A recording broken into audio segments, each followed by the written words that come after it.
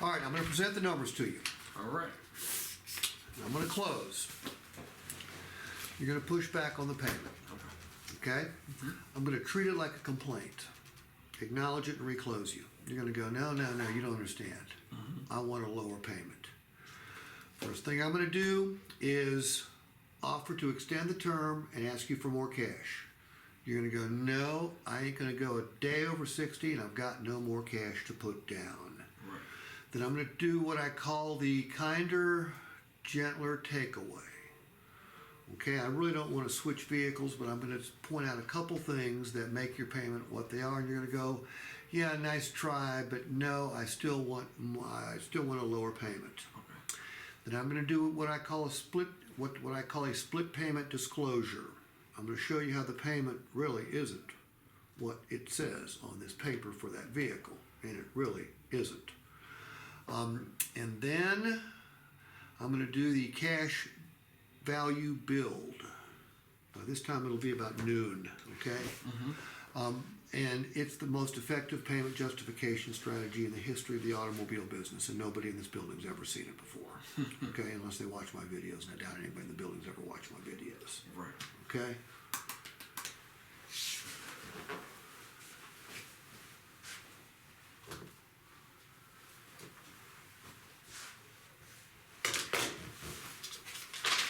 You'll see that I write a lot when I'm handling objections.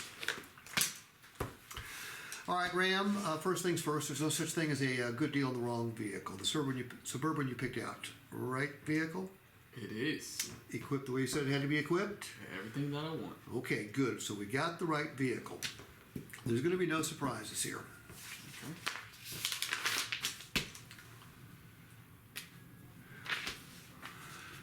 That's the price that brought you in. We love your vehicle. Excuse me, we're going to buy it for $6,200. What comes along with that is a $256 tax credit. Okay?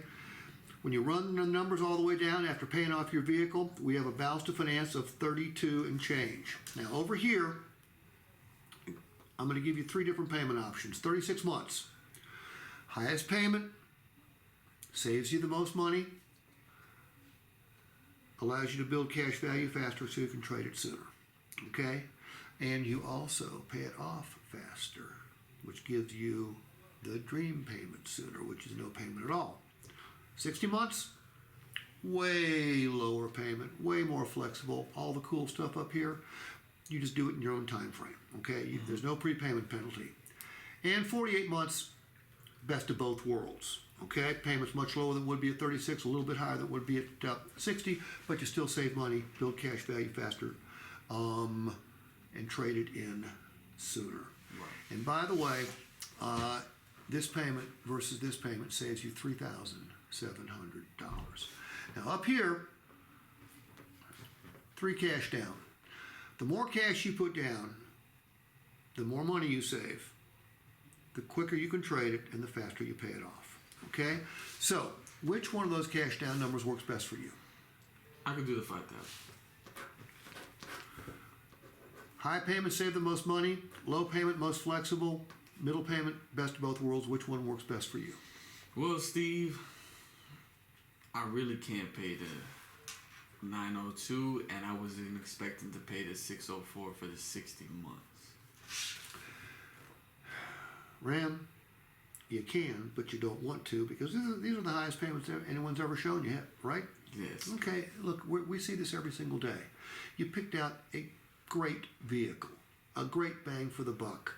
Interest rates are where they are today because of things we can't control. Right. So while I appreciate the fact that you want a lower payment, you can't have one. I need your okay right down there, and we'll assume 60 months is the best way for you to go. Well, Steve, I really can't do that for the 60 months. Okay. Look, there's a couple different ways we can lower this payment, all right? We could look at extending the term, see if that's possible. I'd have to check. Or for sure, if you put down more cash, you can lower the payment. Which one of those would work best for you? Well, I was trying to stay at the 60 months. I just wasn't trying to pay 604. Okay, can we get to $7,500 down? Lower your payment all the way down to $548. All I got is 5,000. Okay. You know, the Suburban you picked out. Okay, it's 2017. Okay, it's only got 169,000 miles on it. Look, we could probably find a little bit older Suburban or one with a few more miles on it and drop your payment by 50 to 100 bucks, but I think that'd be crazy. Okay, you picked out the right vehicle. This vehicle is going to work out fine for you. Look, while that's the highest payment you've ever had, you will quickly get used to it. Okay, need your okay right there.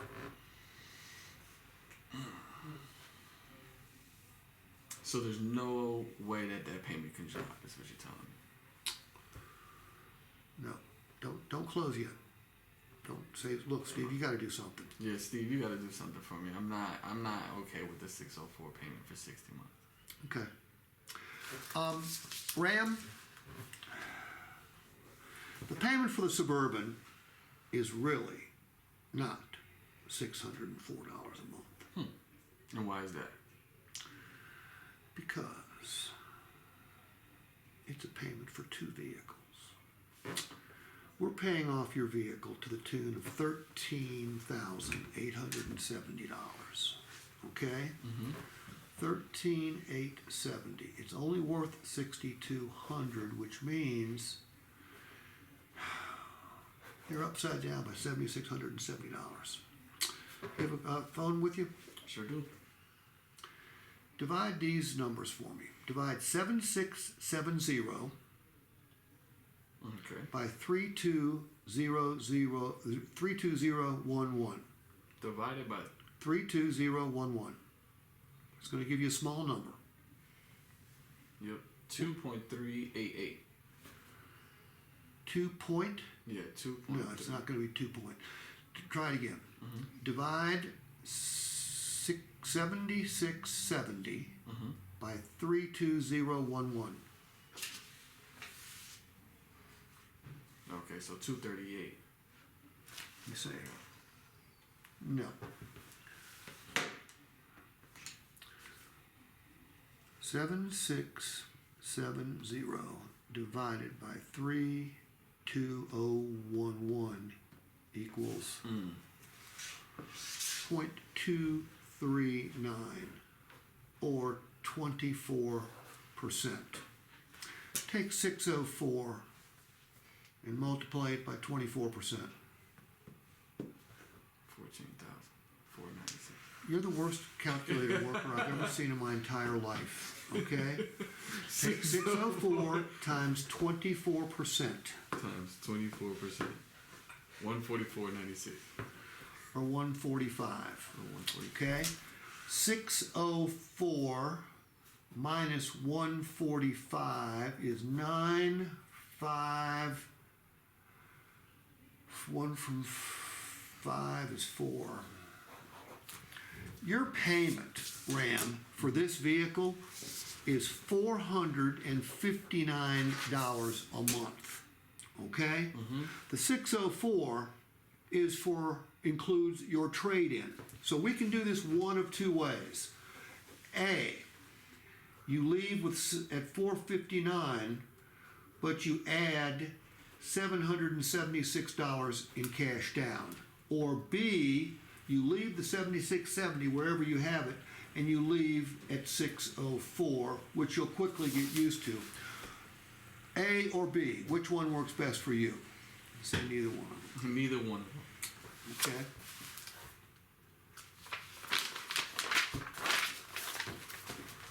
Look, I know what you don't want to do. Okay? You don't want to pay $604 for 60 months. I get it. You're buying a $23,000 vehicle for all intents and purposes. And you're doing something really smart here, Ram. You're buying a used vehicle, which means most of the depreciation has already taken place. All right? Now, here's what everyone knows. This vehicle is going to continue to depreciate, but at a very slow rate. You know that, right? Did you know that every time you write a check for for $604 and you make it out to a lender and you sign it and you send it to said lender, did you know that a big part of that's coming back to you? Tell me how. Okay? When you make your 60th payment, what comes back to you in the mail a couple weeks later? Title. But it's a cool title because it's got one name on it. It's free and clear. All right? Now, if you drive this vehicle like you intend on driving it, you don't do anything special, but you don't crash it, you don't trash it. Being that the vast majority of the depreciation has already taken place, what do you think this vehicle will be worth in 5 years? Maybe 16, 17,000? Let's be conservative. Let's say it's only 15. Yeah. Okay? So think about this, Ram. Think about this for a second. 5 years from now, that's your car payment. It's zero. But you've got a piece of paper worth $15,000. I'm going to have you work this calculator one more time, and I'm hoping you can do it a little bit better than you have in the past. Go ahead. Punch in 15,000. Right. Did you? I did it. Divide it Divide it by 60. by 60. 250. Ram, do you know what that 250 represents? Tell me. Every time you write a check for 604 and you send it to that lender, metaphorically speaking, $250 of that payment is flowing straight back to your title. So what are you really paying to drive the vehicle? 604 minus 250 is 300. You're paying $354 a month for two vehicles, because 5 years from now you're no longer upside down. Right. Okay? Tell me that this vehicle's worth $354 a month. It is. Okay, that right down there. Okay? Okay. Do you see how I Yes. can handle one objection multiple ways? Right. Now, this I'm going to teach you because this is the strongest payment justification strategy there is. And by the way, the payment really isn't $604 for this vehicle, is it? No, he's $7,600 hooked. Right. It's a payment for two vehicles. So the payment is really, what did I say, $459? Yeah. And then it gives you the chance to move to an alternative choice close by saying, hey, put down another $7,600 and live with $459, or keep the money wherever you have it. I always assume they have it. And live with 604. Which one's easier? By the way, what do you think the number one choice there is? They always choose the higher payment. Yeah. Right. Okay? And then if they say no again, this is called the cash value build, because do you have a car payment? No. Do you have a car payment? I just sold my car. Jared, what's your car payment? It's $839. Okay. What are you driving? Hyundai Palisade. Was it about 50 grand? Okay. How long ago did you buy it? A year ago. How long did you finance it for? 7 years. What is that? 84 months? Yeah. I think it's not. Is it? 72 months would be 6 years. Yeah, 84 is. 84. Must be 72 months then. Okay. At the end of 6 years, what do you think that Palisade will be worth? Say 30. Divide 30,000 by 72.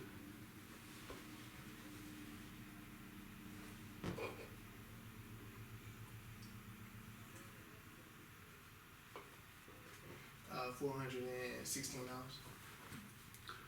Look, you're paying $839 a month to own that Palisade, but what you're paying to drive it is $422 a month, $423 a month. What sounds better? By the way, what's easier to say? And you breaking it down, making it make sense to their mind. What's easier to say yes to? 354. 354 or 604? 354. Yeah. Right. That's right. Okay. The only one I didn't use was this one.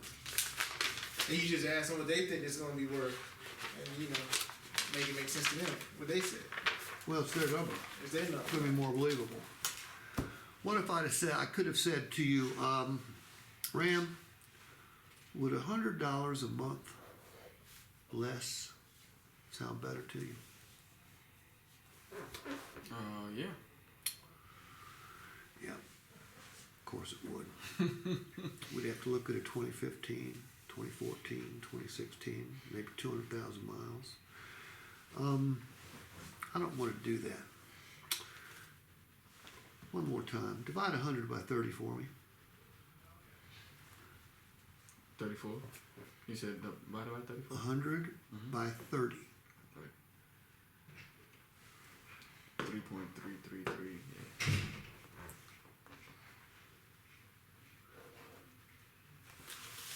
Ram, $3.33 a day is what's stopping you from driving the Suburban off this lot today.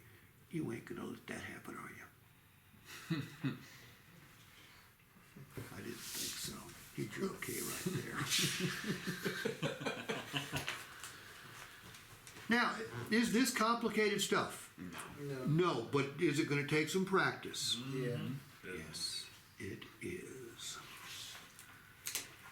And I noticed also it seems pretty cool. I just feel like you had like kind of like a slogan for each line. What do you mean? Well, Even like you're like your saying, closes, you had names for them. yeah, and it's like this the internet price, this value. It's like you're saying like a catchy phrase on it. It's like Well, yeah. Well, words matter. right. Okay, but what matters more is your body language and your voice tonality. I'm extraordinarily confident when I'm presenting numbers.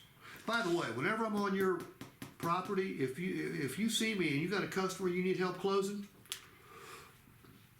I'm more than happy to jump in. Okay? I don't close everybody, but everybody has a good time with me, and I treat every customer with total respect because I believe in the golden rule. They've got the gold.